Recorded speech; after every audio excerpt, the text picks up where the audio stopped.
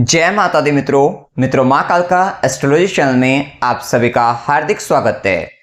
अगर आपने चैनल को सब्सक्राइब नहीं किया है तो चैनल को सब्सक्राइब करें और बेल आइकन को प्रेस करें ताकि आप हमारे लेटेस्ट वीडियो को देख सकें। गुरु का प्रभाव, गुरु वृषभ राशि में गोचर करेंगे 14 मई 2025 तक और वहां से गुरु का गोचर मिथुन राशि के अंतर्गत रहेगा। फिर उसके बाद कुछ महीनों के लिए, क्योंकि गुरु अतिचार्य जल्दी राशि परिवर्तन कर रहे हैं। वैसे 1 वर्ष का होता समय, लेकिन ये 18 अक्टूबर को फिर से 5 दिसंबर तक रहेंगे कर्क में, फिर से मिथुन में आ जाएंगे।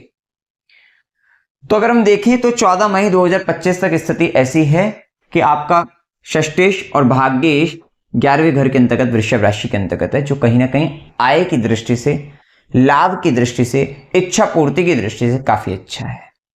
लगन से 11वां होने के कारण शारीरिक दृष्टि से भी आपके कहीं ना कहीं यहां पर वेट गेन का समय कह सकते हैं। तो वेट गेन होगा, प्रमोशन होगा, लाभ होगा, प्रॉफिट मिलेगा, साथ साथ आपका नेटवर्क बढ़ेगा। उन सब दृष्टि से अच्छा है। चाचा मित्र, बड़े भाई बहनों के द्वारा कोई लाभ आपको मिल सकता है, भाग्य का साथ आपको मिल सकता है। उन सारी दृष्टियों से आपके लिए अच्छा रहेगा। सैलरी वगैरह है तो वहां पर हो सकता है इंक्रीमेंट आपके रहे। तो ये करीबन पहले भी चल रहा था और ये करीबन आपका 14 मई 25 तक आपको देखने को मिलेगा। भाग्य का साथ इन सारी दृष्टि से मिल रहा था। वहीं गुरु की दृष्टि को भी देखें तो 5th एस्पेक्ट 3rd हाउस पर थी, 5वीं ज्ञान की दृष्टि। आप अपने कहीं ना कहीं सिबलिंग्स का ध्यान अपने बच्चों की तरह से केयर कर रहे थे। साथ ही कम्युनिकेशन से रिलेटेड चीजों में वहां से कुछ हो सकता है, कोई स्किल्स प्रैक्टिकली कुछ सीख रहे हो, बेसिकली प्रैक्टिकल लेवल पर कोई स्किल्स आप ले रहे हो, उस तरफ विशेष ध्यान आपका था और बहुत सारा व्यवहारिक ज्ञान आपने लिया है। तो ये सब चीजों की तरफ आपका ध्यान था। वहीं गुरु की सीधी दृष्टि 5th हाउस पर भी थी, जो कि 14 मई 25 तक अभी रहेगा प्रभाव। जो निसंतान है उनके लिए संतान प्राप्ति के लिए बहुत अच्छा समय है, ज्ञान की दृष्टि से बहुत अच्छा समय है, आध्यात्मिक ज्ञान की दृष्टि से बहुत अच्छा समय है, क्योंकि गुरु की सीधी दृष्टि स्कॉर्पियो साइन है, 5th हाउस पे है। तो ये आपको ज्योतिष विद्या, गुप्त विद्या, तंत्र मंत्र या आध्यात्मिक ज्ञान भी देने वाली है, समाधि का ज्ञान भी देने वाली है। वहीं गुरु की भाग्य की दृष्टि 7वें घर प्रति नवम दृष्टि 7th भाव प्रति, जो कहीं ना कहीं आपके लिए पद प्राप्ति को लेकर भी अच्छा था। 5th हाउस पर, 7th हाउस पर, ये कहीं ना कहीं आपकी पोजीशन, नेम, फेम, पद प्रतिष्ठा, इनको बढ़ाने वाली थी।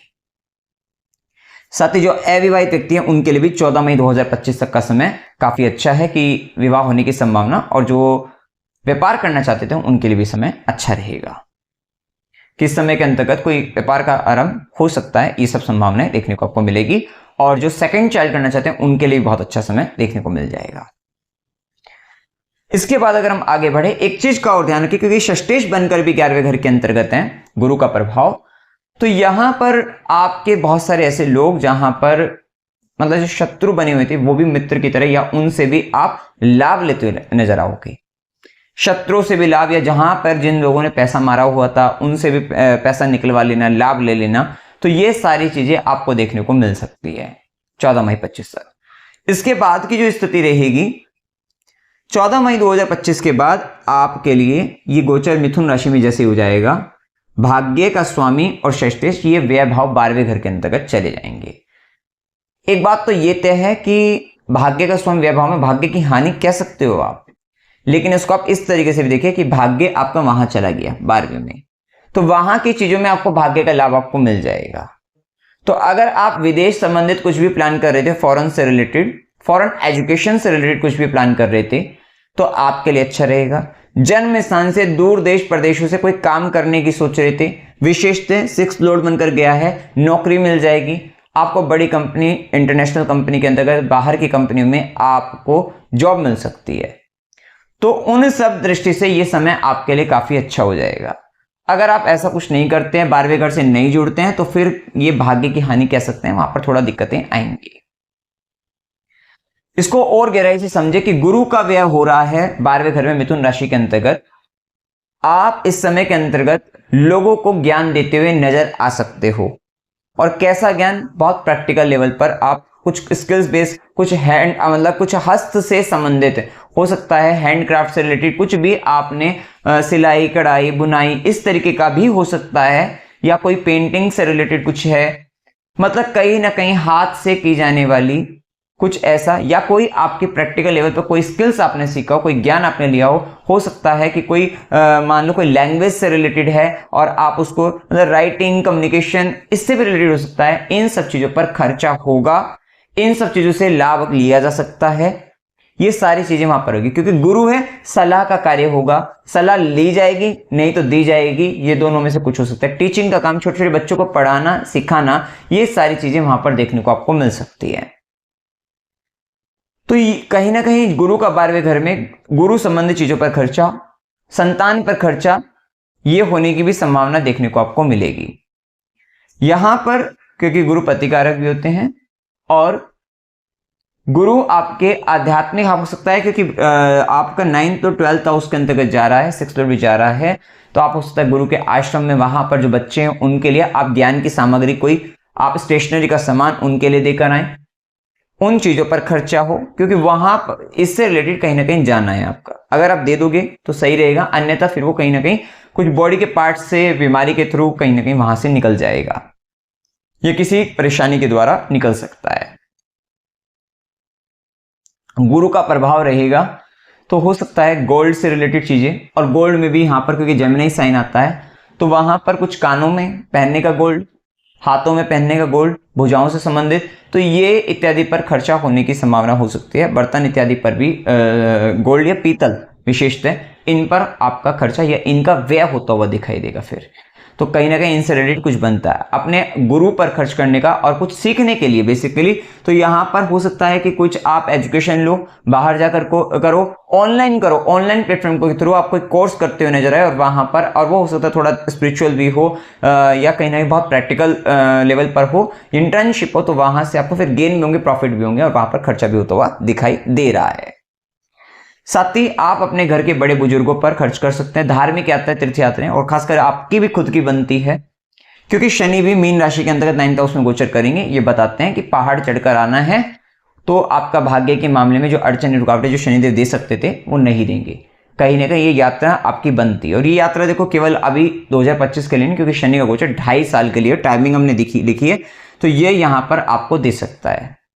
विशेषतः जब आपका भाग्य का स्वामी 9th लॉर्ड 12वें घर में गुरु जाएंगे, सेम टाइम पर राहु आपके 9th, राहु आपका 8th हाउस में होगा, ठीक है, और राहु के साथ साथ जो शनि होगा यहां पर, ये आपका 9th हाउस में आ जाएगा, जो कि 9th का व्ययश भी है, मतलब नवम भाव पीड़ित अवस्था में आ रहा है। भाग्य का जो भाव है, जो पिता का है, गुरु का है, मतलब वहां पर एक तो शनि की बैठक हो गई, वहां के स्वामी 12वें घर में चले गए, और वहां से 12वें में राहु का गोचर, ये पिता को कष्ट देने की संभावना बताता है। गुरु संबंधित परेशानी भी हो सकती है, पिता को कष्ट, पिता का स्वास्थ्य का ध्यान रखना है, और कहीं ना कहीं पिता गुरु से संबंधित वहां पर मीन राशि है तो या तो कुछ देना है, डोनेशन करना है, या उनकी मुक्ति से संबंधित कुछ कर्म करने हैं, तो कहीं ना कहीं कुछ ऐसा एक संबंध आपको देखने को मिल सकता है, ठीक है, कहीं ना कहीं वहां पर कुछ इस तरीके का प्रभाव देखने को मिलेगा। अब देखो गुरु का जो प्रभाव रहेगा, अच्छी बात है कि गुरु 12वें में तो गए, लेकिन 12वें में जाकर 5वीं दृष्टि 4th हाउस पर दे रहे हैं। ज्ञान की दृष्टि से आपके अंतःकरण हृदय में सुख शांति देते हुए नजर आएंगे, इंटरनली पीस मिलेगा, प्रसन्नता, खुशी मिलेगी। सेम टाइम पर लगन से अष्टम में राहु भी रहेगा, राहु की भी दृष्टि रहेगी, तो ये कहीं ना कहीं एक स्थिति ऐसी रहेगी कि एक व्यक्ति आपको निरंतर, इस समय के अंतर्गत एक व्यक्ति निरंतर आपको कुछ ऐसा सिखा रहा है, आप कुछ ऐसा पढ़ रहे हैं, किताबों से पढ़ सकते हैं, प्रैक्टिकल आप उसको अप्लाई भी कर सकते हैं, तो कुछ आप ऐसा पढ़ रहे हैं, ऐसा सीख रहे हैं, या गुरु का जो ज्ञान मिल रहा है वो आपको आपके अंतःकरण को शुद्ध कर रहा है, सुख शांति वैभव दे रहा है, इंटरनल पीस मिल रही है। वहीं एक तरफ लगन से 8वें में आपकी बुद्धि में कुछ ऐसा चल रहा है कि जो राहु है यहाँ पर, इसकी दृष्टि पड़ने से आप अंदर से डरे हुए हो, एक अन्य व्यक्ति आपको डर, भय, चिंता, निराशा ये पैदा करवा रहा है, भ्रम की स्थिति आपके अंदर आ रही है, और कहीं ना कहीं छोटी छोटी चीजों को लेकर घबरा रहे हैं।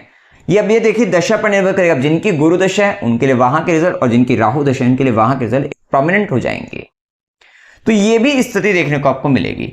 वहीं गुरु की जो सीधी दृष्टि 6th भाव पर बहुत अच्छी है, नौकरी के लिए बहुत अच्छे, जॉब के अंतर्गत की जितनी दिक्कतें हैं वो खत्म होंगी, वहां पर लाभ मिलेगा। वैसे भी गुरु और शनि की दृष्टि 6th भाव पर है, 6th हाउस आपका एक्टिवेट हो जाएगा। जो व्यक्ति बहुत समय से सोच रहे थे जॉब करनी है, जॉब करते हुए दिखाई दे सकते हो आप, नौकरी के लिए 6th हाउस एक्टिवेट, सेवा का काम कर सकते हो। तो ये सारी चीजें कोई हो सकता है। तो या जिन व्यक्तियों को अपना ऋण उतारना है, अपने शत्रु का मतलब शत्रु को से मुक्ति पानी है, कोर्ट कैसे मुक्ति पानी है, कहीं ना कहीं 6th हाउस एक्टिवेशन में आपको गेन मिल सकता है, प्रॉफिट मिलेगा यहाँ से रिलेटेड, ठीक है। और वैसे भी अपने आप यहाँ से लॉर्ड 12वें घर के अंतर्गत जा रहा है, तो वहां जाकर कुछ बाहरी स्थितियों के तहत आपको, जैसे हमने कहा कि फॉरेन उसमें कंट्री में जॉब भी आपको मिल सकती है, बाहरी क्षेत्रों से आपको लाभ मिलेगा वहां पर, ठीक है। सेवा का काम करने से, खासकर जानवरों की भी सेवा करने से आपको लाभ मिलेगा, ठीक है। वहीं गुरु की नवी और साथ साथ ये मामा और मौसी के संबंधों में भी शांति और सुख लेकर आएगा। वहीं गुरु की नवी दृष्टि, भाग्य की दृष्टि आपके अष्टम भाव पर है। 8वें घर में राहु का गोचर और 12वें घर से गुरु की, जो कि मिथुन राशि में बैठे गुरु की दृष्टि, 8वें घर पर राहु की दृष्टि संबंध प्रॉपर है, गुरु पर भी राहु पर भी। तो अब क्या होगा कि राहु यहां पर आपको रिसर्च की क्वालिटी दे रहे हैं, बहुत अधिक रिसर्चर बना रहे हैं, खोजी प्रवृत्ति का बना रहे हैं। साथ ही आप अगर कोई ज्योतिष विद्या के अंतर्गत है, वहां पे बहुत अच्छा, बहुत गहराई में उतर कर आप सीखते और कुछ अलग ही अमृत निकालते हुए नजर आएंगे, तो वो सब चीजें रहेंगी। या अष्टम भाव के अंतर्गत हो सकता है डेटा से रिलेटेड कोई डिटेलिंग के काम है, टेस्टिंग के काम है, वो सब चीजें आप करते हुए नजर आओ। तो कहीं ना कहीं 8वें घर से संबंधित कुछ भी, अगर आप किसी भी रिसर्च से संबंधित काम में हो या तो वहां पर आपको लाभ मिलता हुआ नजर आएगा।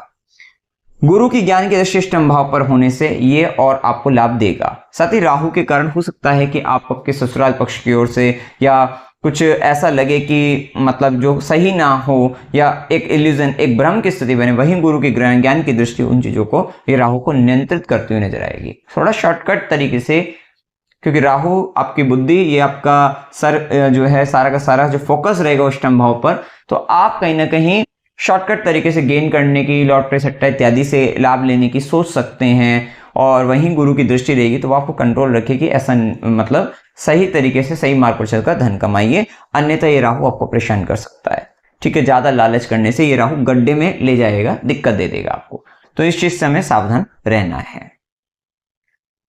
अब इसके बाद अगर हम देखें तो गुरु का गोचर, वैसे तो आगे 5 दिसंबर से फिर से गुरु मिथुन में वहीं पर मिलेंगे, लेकिन 18 अक्टूबर से 5 दिसंबर ये टाइम आपके गुरु उच्च के हो जाएंगे। भाग्य का स्वामी आपके लगन पर आकर उच्च का हो जाएगा। एक तो ये आपको एक बड़ी पर्सनैलिटी बना देगा, आपको ज्ञानी बना देगा। अहंकार करने से बचना है बस। साथ साथ आपका मेंटल लेवल पर अगर हम देखें, स्पेस एलिमेंट आपका दिमाग में काफी अच्छा, मतलब ये आकाश तत्व की वृद्धि कर देगा। काफी अच्छी चीजों को आप समझ सकेंगे, स्टोर कर सकेंगे, वो सारी चीजें रहेंगी। साथ ही आपको अपॉर्चुनिटीज मिलती हुई दिखाई देगी, अवसर मिलेंगे, क्योंकि भाग्य का स्वामी 9th और लगन पर आकर आपको अवसर जरूर देगा, अपॉर्चुनिटीज मिलेगी। लेकिन क्या होगा उस अपॉर्चुनिटीज पर, क्योंकि सप्तमें शनि या अष्टमें शनि, ये आपका 9th हाउस में बैठा है, तो या तो आपके स्पाउस, जीवन साथी या ससुराल पक्ष या कुछ भी अड़चने परेशानियां वो वहां पर भाग्य के मामले में रुकावटें देंगी। लेकिन फिर भी गुरु की भाग्य की दृष्टि उन रुकावटों को दूर करने का प्रयास करेगी। मतलब हो सकता है कि आपको कोई अपॉर्चुनिटीज मिले और आपके ससुराल वाले कहें कि ये नहीं, ये सब नहीं करना है, या आपके स्पाउस कहते हैं ये सब नहीं करना है, कहीं ना कहीं ये सब हो सकता है। लेकिन उसके बावजूद भी गुरु की भाग्य की दृष्टि वहां पर पड़ी, वो उनको कंट्रोल करेंगे, और जिसके कारण वो चीज आप उसको में थोड़ा सा आपका सपोर्ट रहेगा, और वहां से आप आगे बढ़ते हुए चले जाओगे, तो वहां पर लाभ भी मिलेगा। तो कहीं ना कहीं लगन पर गुरु का गोचर भाग्य की वृद्धि, भाग्य का साथ आपको देगा। तो ये टाइम भी आपके लिए काफी अच्छा कह सकते हैं। वहीं क्योंकि 14 मई 25 से 18 अक्टूबर तक तो जैसे कि हमने बताया कि फिर उस समय में शादी को लेकर अच्छी स्थिति नहीं थी, बच्चों को लेकर अच्छी स्थिति नहीं थी। लेकिन जैसे ही गुरु उच्च के होंगे 18 अक्टूबर से 5 दिसंबर, ये टाइम पीरियड फिर से आपके लिए, बच्चे के लिए और शादी के लिए, दोनों के लिए अच्छा हो जाएगा। और मतलब ये टाइम पीरियड आपके लिए फिर फेवरेबल हो जाएगा इन चीजों के लिए। साथ ही ये टाइम आपके लिए हायर लर्निंग्स के लिए अच्छा होगा। वैसे भी आपके कर्म कारक शनि जो है ना, वो आपके 9वें भाव भाग्य के भाव में है, तो वहां से संबंधित कर्म, गुरु संबंधित, पिता संबंधित, पिता की जिम्मेदारी आना, गुरु की जिम्मेदारी आना, उनको कुछ देना करना, क्योंकि मीन राशि के अंतर्गत हैं। साथ ही उनकी मुक्ति से संबंधित कुछ कर्म, वो सारी चीजें आप करते हुए नजर आएंगे। साथ साथ हायर लर्निंग से रिलेटेड कर्म भी आपके जीवन में रहेंगे। तो ये उच्च शिक्षा का काम भी यहाँ पर कर्म बनता हुआ आपको दिखाई देगा।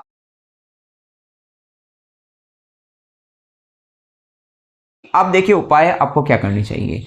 ओम नमः शिवाय मंत्र का जाप करें, विष्णु सहस्त्रनाम स्तोत्र का पाठ करना है। और जैसे कि हमने बताया, शूज, स्लीपर, बेडशीट, बेड से रिलेटेड ये आपको आपके ये पिता से संबंधित भी मांगी जा सकती है, गुरु से संबंधित भी हो सकती है, कई मंदिर में ब्राह्मण से संबंधित भी हो सकती है। अब वो हो सकता है सामने से अपने आप आकर मांगे, तो इनसे रिलेटेड भी हो सकते हैं। अगर इनको जरूरत हो तभी इस तरीके की शनि से संबंधित वस्तु देनी है, अदरवाइज आपको इनको तो कुछ और जो भी संबंधित बने, जुपिटर को जुपिटर से रिलेटेड सामान देना चाहिए, शनि को शनि से संबंधित, इस बात का ध्यान रखें। अदरवाइज फिर वो नौकर जो वहां पे काम करने वाले हैं या कोई भिखारी या बाहर भिखारी, उनको आपको देना चाहिए। ठीक है, स्ट्रीट डॉग की सेवा करने से भी आपको केतु से संबंधित जो पीड़ा परेशानी है वो आप उससे मुक्त होंगे, इस चीज का ध्यान रखना। पंचामृत से शिवलिंग का अभिषेक करते रहना है। जैसे कि हमने बताया भी है कि 9th हाउस शनि मीन राशि जल तत्व की राशि है, इमोशनल दिक्कत भी आपको देता है। वैसे भी आप तो कर्क लगन की इमोशनल दिक्कत आती है, इमोशनल दिक्कत आपको कहां से आएंगी, ये पिता और गुरु या कोई भी आपके बॉस से रिलेटेड भी हो सकते हैं। बेसिकली ध्यान रखना है, यहाँ पर जो पिता और गुरु की बात करें वहां बॉस का भी 9th हाउस से ही देखते हैं, तो वहां इश्यू आ सकते हैं। तो पंचामृत से शिवलिंग पर अभिषेक करते रहेगा, आदित्य हृदय सूक्त का पाठ करना है। हाँ, अगर आपको ऐसा लगे कि दशा भी शनि की थी और आपका है ना अपॉर्चुनिटीज आपके पास, मतलब कहीं ना कहीं वहां पे रुकावटें डालने वाले कोई खड़े हो गए, तो आपको कोई पहाड़ी पर कोई मतलब कोई मंदिर है, तीर्थ यात्रा वहां पर करके आइएगा, आपको लाभ मिलेगा इससे। तो पहाड़ चढ़ना यहाँ पर बहुत अच्छा रहेगा। जिनकी दशा राहु के खासकर उनके लिए काल भैरव अष्टकम या ओम नमो नारायण इस मंत्र का जाप करना है। या अगर आपको ऐसा लगे कि आपको कोई, जैसे मैंने कहा था कि एक जगह से आपको ज्ञान मिल रहा है जिससे आपको मन को सुकून शांति, दूसरा व्यक्ति कोई डरा रहा है या कहीं से एक अज्ञात भय आपको आ रहा है, तो वहां पे काल भैरव अष्टकम और ओम नमो नारायण इस मंत्र का जाप आपके लिए काफी श्रेष्ठ रहेगा, आपको अच्छा लगेगा। साथ ही दशा अगर राहु की है, राहु का गोचर अष्टम भाव में चल रहा है, या वैसे भी कर्क लगन के जातकों को इस समय छत से जुड़े हुए काम नहीं करने हैं, तो छत से संबंधित किसी भी प्रकार के कार्य से बचना है। अन्यथा किसी तरीके का चोट लगना, फिर या वो काम करने के बाद आपको दिक्कतें और जिंदगी में दिक्कतें आ जाना, तो थोड़ा वहां पर दिक्कत आएगी, तो उससे बचना है। अभी 1.5 साल के लिए वहां से दूर रहना है। साथ ही शनि के प्रभाव में ये मीन राशि में 9th हाउस के अंतर्गत पिता के, गुरु के पैरों पर तेल लगाने से, उनकी मालिश करने से पैरों की और या तलवों की बेसिकली वहां पर, तो वो क्योंकि मीन राशि के अंतर्गत है, वहां से विशेष लाभ आपको देखने को मिलेगा, तो ये आप कर सकते हैं। तो मित्रों, जानकारी अगर आपको अच्छी लगी हो, वीडियो को लाइक कीजिएगा, शेयर कीजिएगा और चैनल को सब्सक्राइब कीजिएगा। जय माता दी।